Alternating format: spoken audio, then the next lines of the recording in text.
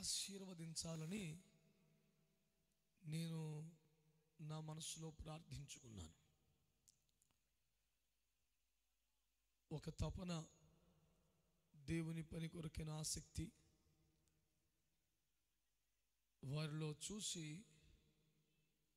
నేను ప్రభుని స్తుతించాను. యేసు ప్రభు వారి శిలువ బలియాగపు శ్రమను గూర్చి యెషయా గ్రంథంలో 53లో వ్రాస్తూ ఒక విచిత్రమైన మాట అన్నారు. అతడు తాను పడిన వేదనను చూసి తృప్తి నొందెను అని. ఎవరైనా సాధించిన విజయాలను బట్టి తృప్తి పడతారు, లభించిన ప్రశంసలను బట్టి ఆనందపడతారు. అనుభవించిన వేదనను బట్టి తృప్తి పడేవాళ్ళు ఎక్కడైనా ఉంటారా? అది యేసుకే చెల్లింది, అది ప్రేమకే చెల్లింది. అందుకే నేను ఓసారి ఆ మాట మీద రాశాను, వేదన పడి తృప్తి పొందే ప్రేమ ఇది అని. ఆ భావన, ఆ భాషణ అందరికీ అర్థం కాకపోవచ్చు, కానీ వేదనలో తృప్తి ఉంటుందా? అది ప్రసవ వేదన పడి బిడ్డను కన్న తల్లికి తెలుస్తుంది ఆ వేదనలో ఉన్న తృప్తి ఏమిటో. ప్రభునందు మిక్కిలి ప్రియులారా, ఇదంతా కూడా ఈ ఒక్క రాత్రి సభ కొరకు ఇంతలా ప్రయాసపడిన దైవ సేవకులు పాస్టర్ ఎలీషా బాబు గారు, తమ్ముడు ఇమ్మానుయేలు, వారి ప్రయాస, వారి ఆరాటం చూసినప్పుడు నా మనసులో మెదిలిన భావాలు ఇవి. నిశ్చయంగా ప్రభు వారిని ఆశీర్వదించాలని నేను కోరుతూ ఉన్నాను.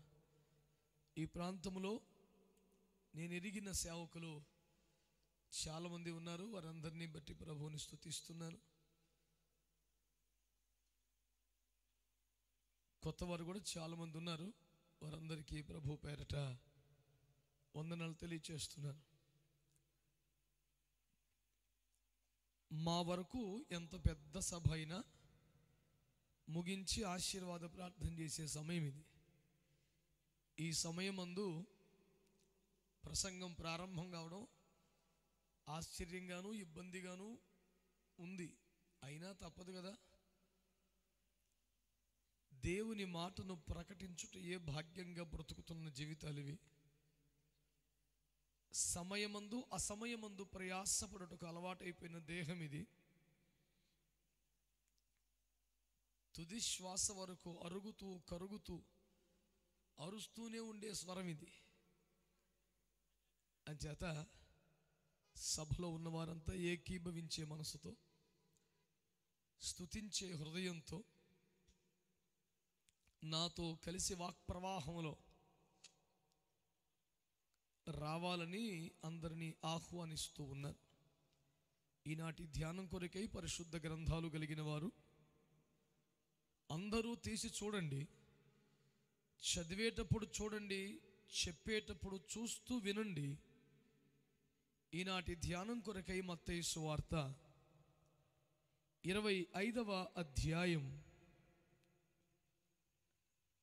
మత్తయి సువార్త 25వ అధ్యాయం 6వ వచనం మాత్రము చదివి ధ్యానం చేద్దాం. అర్ధరాత్రి వేళ ఇదిగో పెండ్లి కుమారుడు అతనిని ఎదుర్కొన రండి అను కేక వినబడెను. చిన్న ప్రార్థన చేద్దాం. ప్రేమ కలిగిన మా మహాపరిశుద్ధ తండ్రి, యేసు రక్తము ద్వారా నీ కృపాసనం చేరి ప్రార్థిస్తున్నాను. పదే పదే నీ సన్నిధికి వచ్చినకు మాకు ఇచ్చిన ఈ భాగ్యం కొరకై స్తోత్రాలు. మా యేసయ్య, ఈ రాత్రి కూడా మీరే హెచ్చింపబడాలని, నేను పూర్తిగా తగ్గాలి, మరుగవ్వాలని ఆశపడుతూ మీ అద్భుత హస్తములకు సమర్పించుకుంటున్నాను. ఈ అల్పదాసుని అగ్ని చేత కాల్చి పుటము వేసి పరిశుద్ధపరిచి నీతిగల మీ మాట తేటగా వినిపించగల బోరగా మార్చండి. వినువారందరికీ క్షేమము, ఆశీర్వాదము, రక్షణ మీరు అనుగ్రహించి మహిమ పొందమని, నిర్లక్ష్యము, నిద్రమత్తు, అవిధేయత, తిరుగుబాటు, ప్రతి గలిబిలి, ప్రతి ఆటంకం యేసు నామములో గద్దిస్తూ పొమ్మని ఆజ్ఞాపిస్తున్నాను. పరిశుద్ధాత్మ దేవుడా, మీరే ప్రకటించువారిగా, గ్రహింపచేయువారిగా, ఒప్పింపచేయువారిగా, మీ శైలిలో మీ స్థాయిలో పనిచేసి మహిమగల మీరు ఆకడకు మమ్మల్ని సిద్ధపరచమని యేసు నామములో ప్రార్థించి పొందియున్నాము తండ్రి, ఆమేన్. సభలోని వారంతా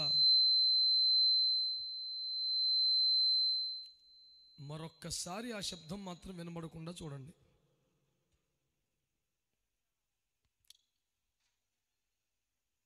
అందరూ కూడా చేతులెత్తి ఒక మంచి స్తోత్రం చెల్లిస్తారండి. ఇన్ని చేతులు లేచాయి కానీ స్వరం లేవలేదు. ఇంతేనా?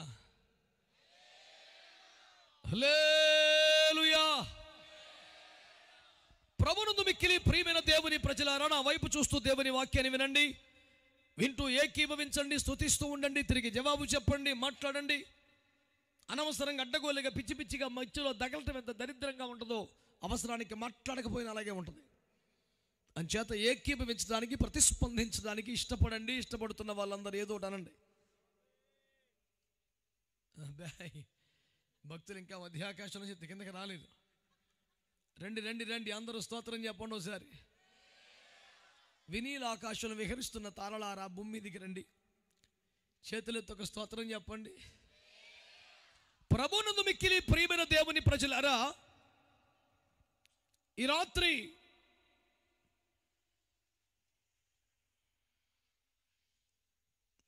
మహిమ కలిగిన యేసు క్రీస్తు రాకడకు సంబంధించినవో సాధారణ ప్రాథమిక సందేశాన్ని మీకు అందించాలని నేను దేవుని ఆత్మచేత సిద్ధపరచబడి మీ మధ్యలో ఉన్నాను.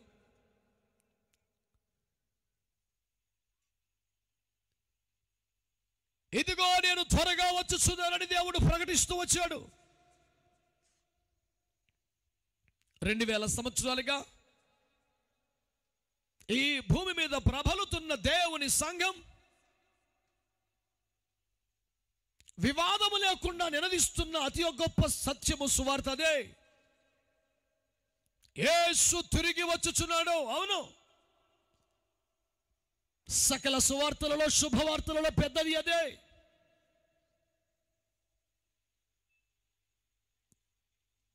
రూతమ్మకి నయోమి చెబుతోంది బోయిజును గురించి, బిడ్డా నిన్ను ఈ వైధవ్యము నుండి, నిన్ను ఈ ఒంటరితనము నుండి,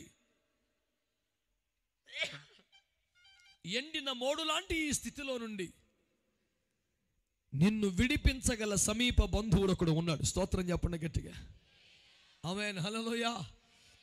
నిన్ను వైధవ్యము నుండి విడిపించగలిగిన సమీప బంధువుడు ఒకడున్నాడు. అతని కనుదృష్టి నీ మీద పడితే, అతనికి నీపై అనుగ్రహము కలిగితే నీవు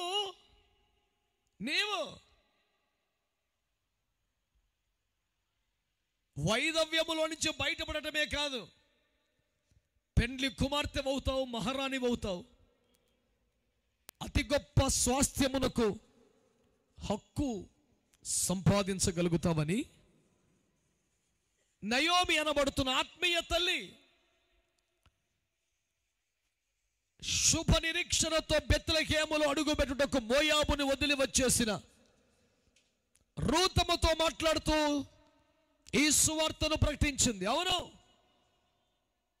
వైధవ్యములో ఉండి ఎండిన మోడిగా మారి, అడవిగా చిన్నగా మారి, చిరుప్రాయమందే సకల సౌభాగ్యములకు దూరం అయిపోయి, ఏ సంతోషము ఆనందము లేని విచారవదనముతో మిగిలిపోయినటువంటి రూతమ్మకు నిన్ను విడిపించగల సమీప బంధువుడు ఒకడు ఉన్నాడు అని చెప్పుట నిస్సందేహముగా, నిశ్చయముగా ఎలాగో సువార్త అవుతుందో, శుభవార్త అవుతుందో, శ్రమల సంఖ్యలలో, బలహీనతలతో, రుగ్మతలతో, వ్యతిరేకతలతో భయంకరమైన పోరాటములు చేయుచున్న క్రైస్తవ సంఘములకు, దేవుని ప్రజలకు ఈ వైధవ్యము నుంచి మాత్రమే కాదు, ఈ లోకము నుండే కాదు, ఈ దేహపు సంఖ్యల నుండి కూడా విమోచించబోతున్న నీ సమీప బంధువుడు నీకు దగ్గరికి రాబోతున్నాడని చెప్పడానికి మించిన సువార్త ఇంకేది లేదు. కొడితే మంచి కొట్టండి స్తుతిస్తూ. అర్ధాకలి మహాపాపమని సగం సగం చేయబాకండి, చేస్తే మంచిగా చేయాలి. చేతులతో శబ్దం చేస్తున్నప్పుడు నోరెందుకు మూసుకోవాలి? అదొక రూలా? నిజానికి రూల్ ఏమిటి తెలుసా? సర్వజనులారా చప్పట్లు కొట్టండి, కొడుతున్నప్పుడు నోరు మూసుకోండి అని కాదు కదా. జయధ్వనులతో దేవుని గురించి ఆర్భాటం చేయండి అని 47వ కీర్తన 1వ వచనం రాశాడు. కనుక అదేదో కొత్త స్టైలు ఫ్యాషన్ చేయకుండా, నా స్టైల్ ఇది అన్న సోకేమీ లేకుండా అందరం ఒకటే యేసయ్య బిడ్డలం. చక్కగా నోరారు స్తుతిస్తూ చప్పట్లు కొట్టండి ఒకసారి. కొంతమందికి జనంలో కలవటం, అందరితో ఏకీపించడం ఏదో కొంచెం స్పెషల్ మార్కు చూపించే ఒక దరిద్రపు ఆశ ఉంటుంది. అవన్నీ నశించునుగాక. గట్టిగా స్తోత్రం చెప్పు. ఈ రోజున మీకు ప్రకటిస్తున్న సువార్త ఏమనగా, ఈ లోకములో నుండి, ఈ శ్రమల్లో నుండి, ఈ ప్రయాసంలో నుండి, ప్రతి విధమైన బంధకములలో నుండి, బంధనములలో నుండి విడిపించగలిగిన ఒకడు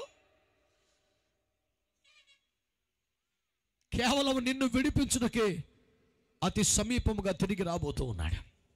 ఆయన తిరిగి వస్తే, ఆయన తిరిగి రాగలిగితే, ఆయన తిరిగి వచ్చేస్తే నీ దుఃఖ దినములు సమాప్తములైపోతాయి.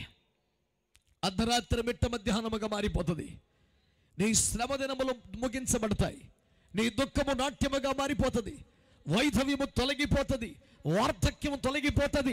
నిన్ను యవనములోకి తిరిగి వచ్చేస్తావు. అన్ని కోల్పోయిన నువ్వు పెండ్లి కుమార్తెగా మారిపోతావు. శోభ కలిగిన పట్టణముగా, అలంకరించక పట్టణముగా, దగదగ మెరుస్తున్న పట్టణముగా, మహిమ నుండి దిగి వస్తున్న నూతన పట్టణంగా ప్రపంచం ఎదుట నువ్వు ఆవిష్కారం అవుతావు. ఈ సకల శుభాలు అతడు వస్తే జరుగుతాయి. బిడ్డలారా, అంచేతనే క్రైస్తవుడికి యేసు రాకడ కన్నా మించిన శుభవార్త ఇంకేది లేదు. ఏ వాగ్దానం వచ్చినా, ఏ ఆశీర్వాదపు వచ్చినా క్రీస్తు రాకడ వలన కలుగుతున్న లాభాలు, ఆశీర్వాదాలతో పోల్చిన దశంభాగం కాదవి. ఒక ముక్కగా అసలైన ఆశీర్వాదం, అసలైన సంరంభం, అసలు పండగంటే దేవునికి స్తోత్రం యేసు రాకడలోనే ఉన్నదని మీకు జ్ఞాపకం చేస్తున్నారు. వింటున్న దేవుని ప్రజలారా, అవును, యేసు క్రీస్తు ప్రభుల వారు సువార్తను ఆరంభించినప్పుడు చెప్పిన మాట, behold the Kingdom of God is at hand. ఇదిగో పరలోక రాజ్యము సమీపముగా ఉన్నది. ఆయన రాకడ సమీపముగా ఉన్నది, రాజ్యము సమీపంగా ఉందని అప్పుడు చెప్పారు. ఇప్పుడు చెప్తున్న మాట, ఆయన రాజ్యమును సంపాదించుకొని తిరిగి రావుటకు సమయము సమీపించి ఉన్నది. దేవునికి స్తోత్రం చెప్పండి గట్టిగా. ఆయన సొమ్ము సంచి చేత పట్టుకొని వెళ్ళిపోయాడు. దూర ప్రయాణము వెళ్ళాడు. పురుషుడు ఇంట లేడు. మనము వలపు తీర ఆనందించుతాము రమ్మని దుష్టుడు, జారుడు, వ్యభిచారి, నాశనపాత్రుడుగా పోవాలి దేవుని సంగమును సుఖభోగములోకి లాగుతున్నాడు, ఆకర్షణలోకి లాగుతున్నాడు. పురుషుడు ఇంట లేడు. అతడు సొమ్ము సంచి చేత పట్టుకుని వెళ్ళిపోయాడు. పున్నమి నాటి వరకు రాదు. ఏమిటి దాని అర్థం?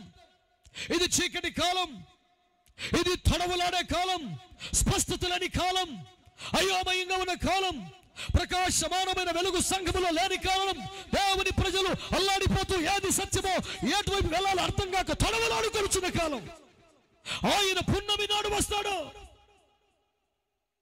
పిండి ఆరబోసినట్లుగా వెలుగుండే దినాన వస్తాడు. తేటగా తెలిసే కాలాన వస్తాడు. పురుషుడు ఇంట లేడు. పున్నమి నాటి వరకు తిరిగి రాడు. ఇంకా చాలా సమయం ఉన్నది కనుక మనము ఆనందపడదాం, సుఖపడదాం, సంతోషపడదాం. లోకానికి, సంఘానికి ఒకే ఒక్క దృక్కోణ వ్యత్యాసం చెప్తాను. The difference in the perspective of the church and the world. లోకం ఏమంటదంటే, జీవితం ఒకటే గనక, జీవితము చిన్నది గనక ఎంజాయ్ చేద్దాం అంటది. సంఘం అంటది, జీవితం ఒకటే గనక, జీవితం చిన్నది గనక పరిశుద్ధంగా కాపాడుకుందాం అంటది. ఆ సప్పిడి దెబ్బలే వద్దు, కొడితే మంచి కొట్టాలా. పరిశుద్ధ జీవితం మీద ఇంట్రెస్ట్ ఉంటే, పరిశుద్ధ జీవితం కొరకైన కసి ఉంటే, ఈ పాపిష్టి దేహంలో ఆ స్పందన వస్తుంది. అదేమి లేకపోతే ఓ సోస్ ఇదేటి బాధ అన్నట్టే ఉంటుంది. మంచి వాళ్ళందరూ స్తోత్రం చెప్పండి. సగం సగం ఎందుకు సార్, మంచిగా చెప్పండి.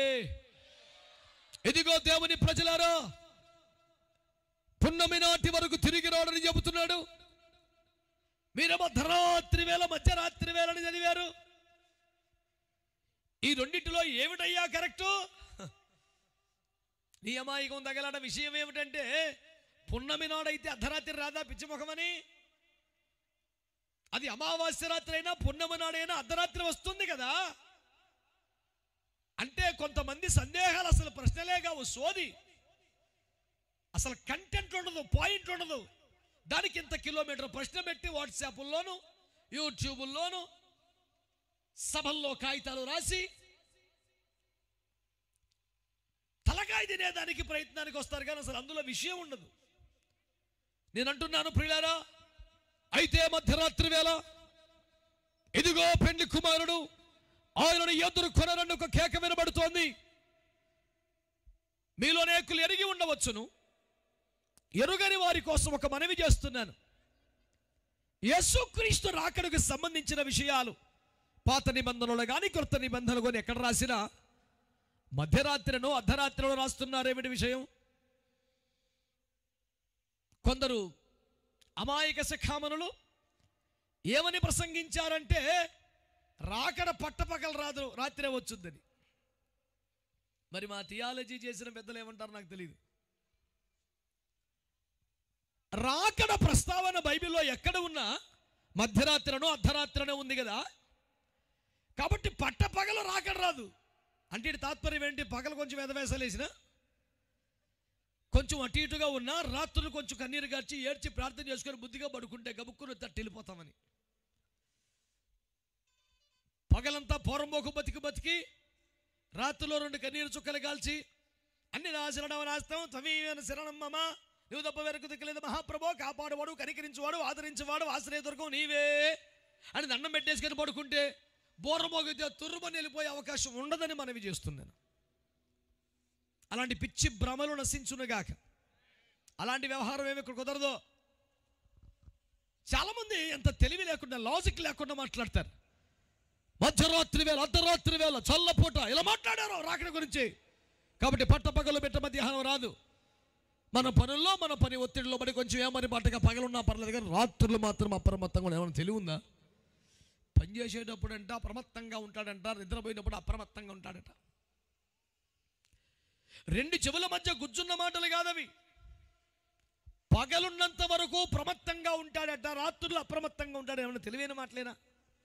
అయినా నేను అడుగుతున్నాను ఒక మాట, ఏమండోయ్ భక్తులారా, యేసు రాకడ మధ్యరాత్రి అర్ధరాత్రి అన్నాడు కాబట్టి రాత్రులే వచ్చుద్ది, పగలు రాదు అని అడిగే ఓ మేధావులారా, ఈ ప్రపంచములో అందరికీ ఏకకాలములో పగలు, ఏకకాలములో రాత్రి ఉండదుగా. ఈ మాత్రం లాజిక్ కూడా లేకుండా వ్యాఖ్యానాలు చేస్తున్నారు ఏమిట్రా మీరు? నేను అడుగుతున్న ప్రశ్నకు జవాబు చెప్పండి. ఈ ప్రపంచం మొత్తం జనాభాలో భూమిలో అర్ధగోళానికి పగలు, అర్ధగోళానికి ఎప్పటికైనా అంతే. అంటే రాకడ అర్ధరాత్రి వస్తే భూగోళములో సగం వరకే, మనకు అర్ధరాత్రి వస్తే మిగతా అర్ధగోళానికి మిట్ట మధ్యాహ్నం వచ్చినట్టే. వాళ్ళకి అర్ధరాత్రి వస్తే మనకు మిట్ట మధ్యాహ్నం వచ్చినట్టే. ఎందుకంటే భూమి మీద ఎప్పుడు సగం పగలు సగం రాత్రి. ఈ శంపనున్నవాడికి పగలైతే ఆ శంపోడికి పగ రాత్రేగా. మరి అర్ధరాత్రి అంటే దాని అర్థం అది కాదు కదా. 24 గంటల కాలావధిలో వచ్చుచున్న రాత్రి పగలుకు సంబంధించిన పదమే కనుకదైతే ఆ వ్యాఖ్యానం శుద్ధ తప్పవాలి. That is not rightly dividing the word of God. దేవుని వాక్యమును సరిగా విభజించున్నది కాదు. ఎందుకంటే మధ్యరాత్రి అంటే 24 గంటల కాలంలో వచ్చే రాత్రి కనుకైతే అది తప్పే, నెరవేరదు, ఎప్పటికీ నెరవేరదు. నిజంగా రాత్రి వస్తే సగం మందికే, మిగతా సగం ప్రపంచానికి పట్టపగలు.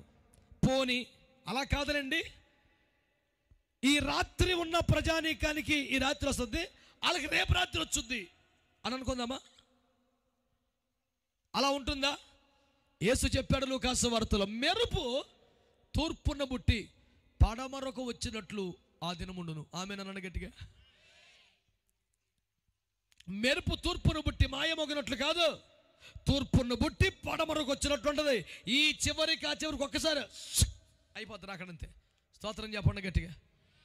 అందుకని మొదటి తూర్పు ప్రజలారా, మీరు రండు, మీ సీట్లు ఆక్రమించుడు. ఏదో all the boarding will start now from 6:15 to 10 అట్లుండదు. విమాన ప్రయాణికులకు విజ్ఞప్తి, 1 నుంచి 15 సీట్ల వరకు మొదట రండి. రాకడలా ఉండదు. సర్వ ప్రపంచములో, ఈ భూమి మీద ఏ దేశములో ఉన్నా, ఏ భాష మాట్లాడుతున్నా, యేసు రక్తములో కొనబడి, వాక్యములో కడగబడి, ఆత్మలో ముద్రించబడి, మహిమగల యేసు క్రీస్తు రాకడ కొరకు అనింద్యముగా ఆసక్తిగా ఎదురు చూస్తున్న పరిశుద్ధులంతా నిమిషములో రెప్పపాటున మార్పు పొంది మహిమలోకి వెళ్ళిపోతారు. దేవునికి స్తోత్రం చెప్పండి. చప్పట్లు కొట్టి గట్టిగా, గట్టిగా చప్పట్లు దేవుని మహిమపరుస్తారు. ఒక సెకండ్లో, ఇంకా సెకండ్లో, 1000 వంతులో, within a fraction of second, నిమిషములో రెప్పపాటు ఇలా రెప్పగొట్టే లోపైపోతారు అక్కడ.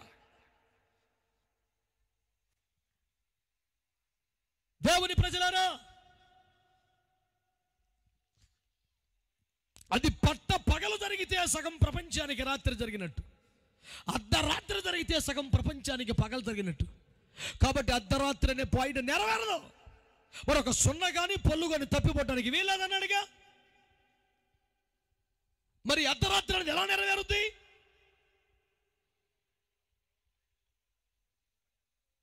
ఆ దుష్టుడు చెప్పినటువంటి మాటల్లో కూడా, ఆ దుష్టుడు చెప్పిన మాటల్లో కూడా పున్నమి నాటి వరకు అంటూ రాత్రి సమయాన్ని ప్రస్తావించాడు.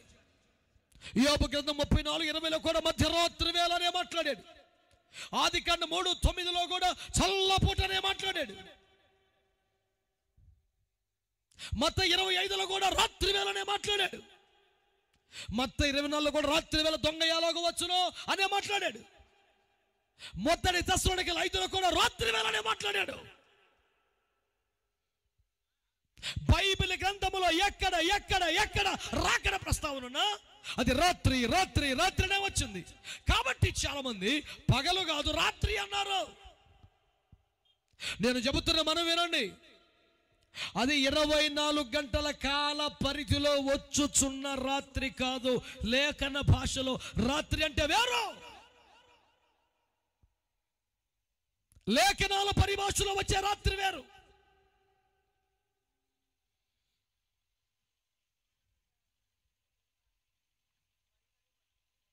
పౌలు మాట్లాడుతున్నాడు,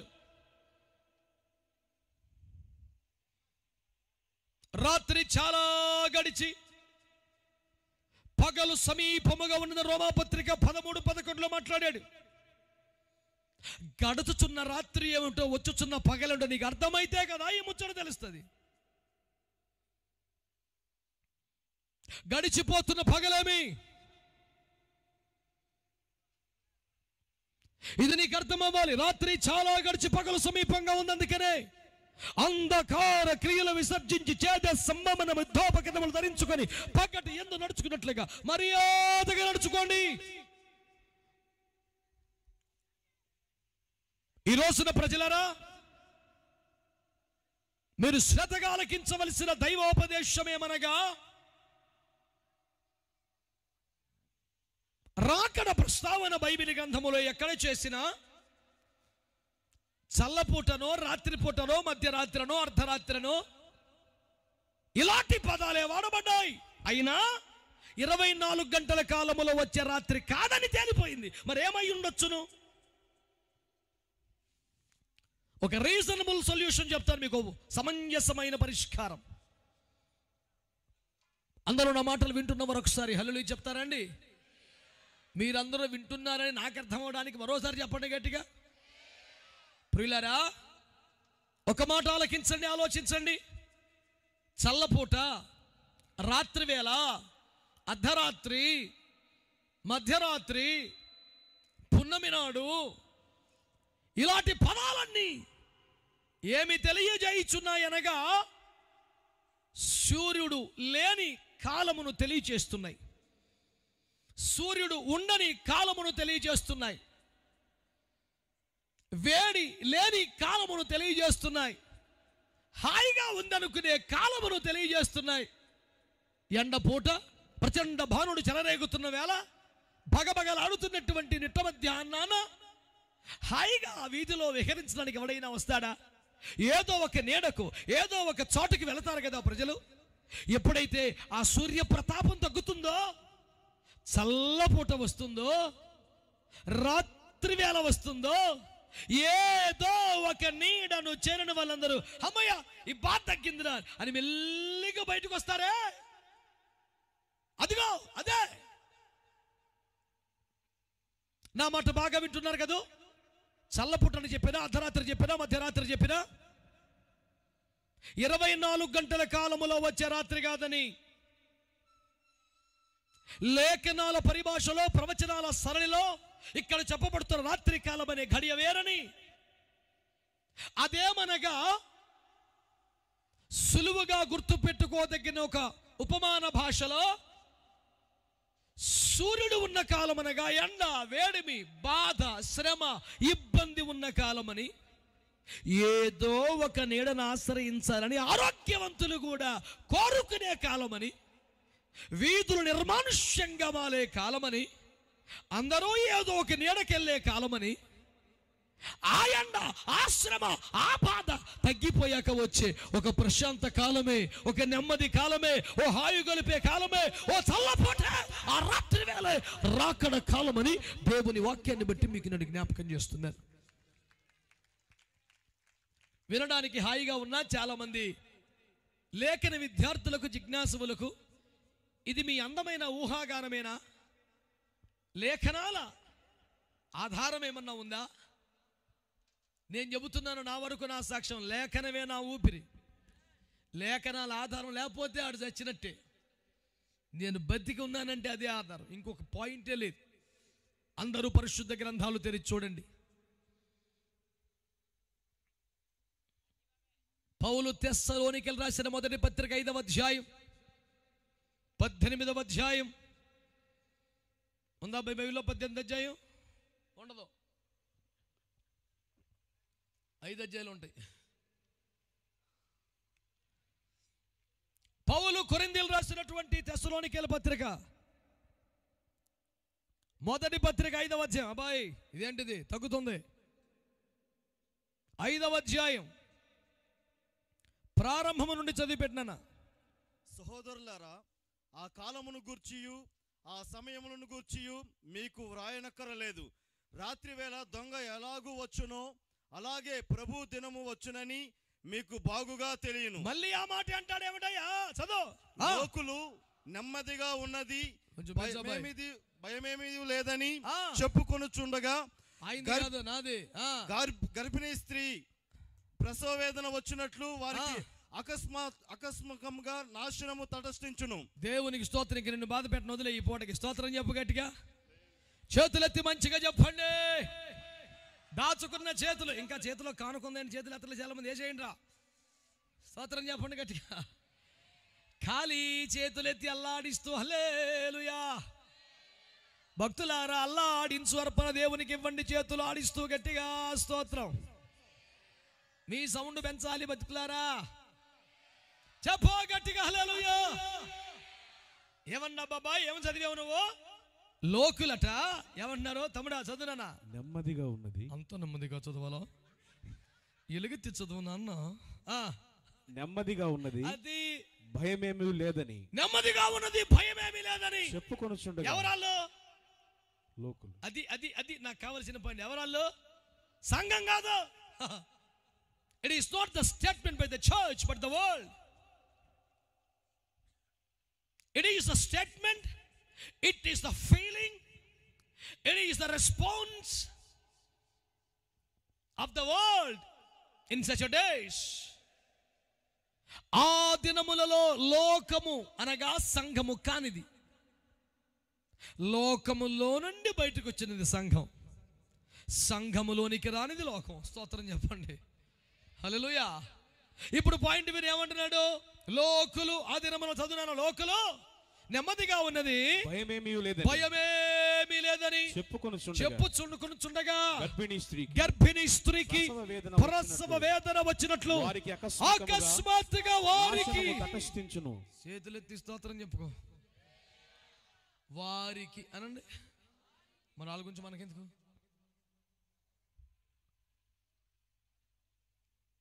ఆ నాశనమయ్యే వాళ్ళకి మనకేమిటి లింకు? ఆ లింకే 34:20 యోబులో ఉంది. యోబు 34:20 పరిగెత్తాలి. వారు నిమిషములో చనిపోవుదురు. ఎవరాలు? అలే మధ్యరాత్రి ప్రజలు కల్లోలము నుండి నాశనమగుదురు. వారు నిమిషములో చనిపోతారు. మధ్యరాత్రి ప్రజలు కల్లోల మంది నాశనం అయిపోతారు. బలవంతులు చచ్చే వాళ్ళు చస్తూ ఉండగా, నాశనం ఉందా నాశనం అయిపోతుండగా, కలవరం ఉందే వాళ్ళు కలవరపోతుండగా, బలవంతులు దైవికముగా కొనిపోబడతారు. కొట్టా గట్టిగా దేవునికి మహిమ కలిగేలా చప్పడు కొట్ట. ఉత్తినే అప్పనంగా 10 రూపాయలు ఛార్జీ లేకుండా ఆ పలంగా పట్టుకుపోతున్న పరలోకం చేతులు కొడతాక పేనం పోతుంది నీకు. కూటమయ్యాక వాడతావా చేతులు? ఒక బలంగా వాడబడతావు. ఇప్పుడు మాత్రం చేతులు నోరు అన్నీ ఇప్పుడు వాడదాం. కూటమయ్యాక వాడినే వాడిపోయిన పర్లా. చిన్నప్పటి నుంచి నాన్ స్టాప్గా వాడిని అయ్యేగాటికి ఇదేగా తక్కువ అయిపోయింది. మనస్ఫూర్తిగా చెప్పండి. అదిగో మీకు అదే వచ్చింది సావు. వచ్చిందే తీరుబడి కొత్త 9:30 వచ్చిన కానించి కూడా నీ దండం పెడతాను. తొందరగా వదలొచ్చుగా. పొద్దున పనికి పోవాలయ్యా. పర్లోకి ఎప్పుడు పోతావు? పదాక పని, మిరపకాయలు, పత్తి, ఇదే పని. మంచి వాళ్ళందరూ స్తోత్రం చెప్పరే. ఎంతసేపు రేపు పొద్దున్న 7 ఆటో వచ్చేద్దయ్యా, 9 తాట వచ్చేద్దయ్యా. ఇదే సావు తప్ప ఈ రాత్రి పూర్వమోకుద్దన్న సోయలేదారు ఒకడికైనా.